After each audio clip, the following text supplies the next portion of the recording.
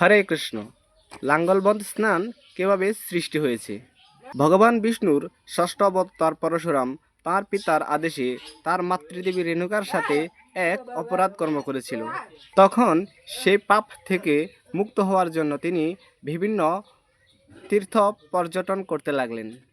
বিভিন্ন তীর্থ ভ্রমণ করতে করতে তিনি হিমালয়ের মানস সরোবরের ব্রহ্মপুত্র নদে এসে উপস্থিত হলেন এবং সেখানে স্নান করলেন এবং তৎক্ষণাৎ তিনি তার পাপ থেকে মুক্ত হলেন এবং তার কুঠার তার হাত থেকে স্খলিত হলো এবং তখন পরশুরাম সেই তীর্থের মাহাত্ম্য বুঝতে পারলেন এবং জনসাধারণের জন্য জল সহজতর করার জন্য তিনি হিমালয় থেকে এই জল লাঙ্গল দিয়ে খনন করতে করতে সমতলে নিয়ে আসেন এবং এই খনন কার্য যেখানে এসে সমাপ্ত হয় সেই স্থানের নাম হয় লাঙ্গলবন্ধ, যা বাংলাদেশের নারায়ণগঞ্জ জেলায় অবস্থিত।